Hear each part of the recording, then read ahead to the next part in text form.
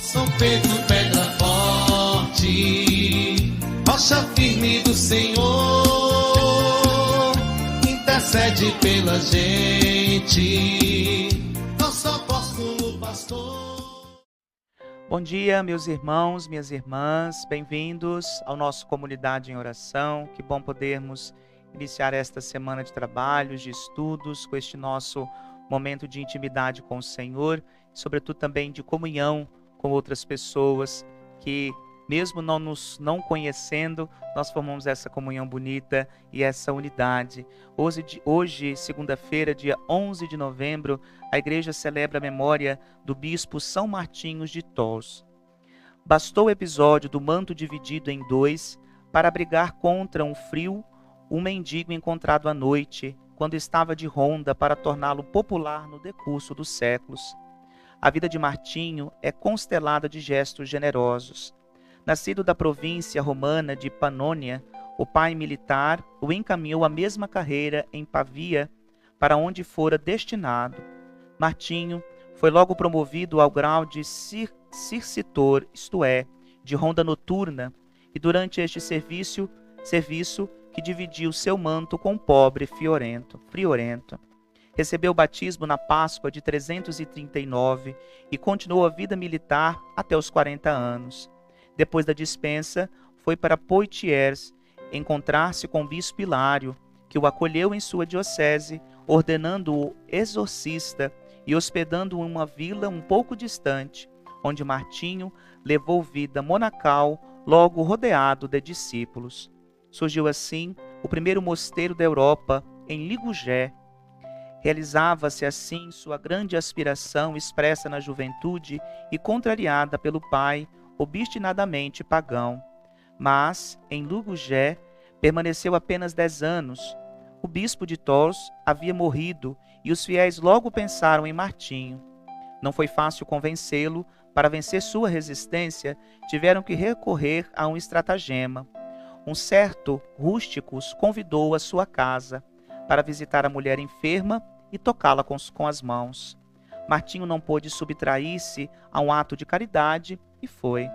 Mas no caminho, um grupo de cristãos raptou e levou-o a Tours, onde a população o aclamou bispo. Isso também aconteceu a Ambrósio em Milão e a Agostinho em Hipona. Martinho foi consagrado bispo em 4 de julho de 371 e foi um pastor zeloso e ativo, sobretudo um grande missionário, porque não se limitou a guiar seu rebanho e a servir de árbitro entre os cidadãos e as autoridades romanas. Percorreu os campos e as vilas e preparou seus sacerdotes para a missão, fundando em Mormoutier o primeiro centro de formação missionária da Gália. Ao findar o outono de 397, estava em visita pastoral em uma paróquia rural, quando sentiu avizinhar-se a última hora. Estendeu-se sobre uma rude mesa recoberta de cinzas e, em oração, esperou a morte, que chegou em 8 de novembro. No dia 11 de fevereiro, realizaram-se as exéquias em Tours, onde foi colocado em uma simples tumba. Contra esta se enfureceram os huguenotes, que em 25 de maio de 1562 queimaram os restos mortais do grande bispo. Um exemplo bonito para a vida da igreja, que nos faz sempre nos colocarmos como aqueles que estão disponíveis aos desígnios de Deus. Observa-se que muitas vezes alguns caminhavam por caminhos que não escolheram, mas porque abraçaram a causa do reino e assim se colocaram. Então queremos nos colocar na presença de Deus no dia de hoje, meus irmãos e minhas irmãs, rezando o evangelho que nos é proposto pela nossa igreja, que se encontra em Lucas 17, de 1 a 6. O Senhor esteja convosco, Ele está no meio de nós. Proclamação do evangelho de Jesus Cristo segundo Lucas.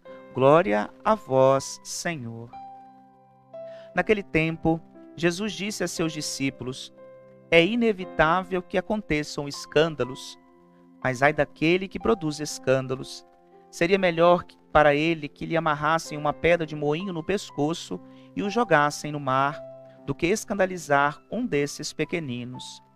Prestai atenção: se teu irmão pecar, repreende-o.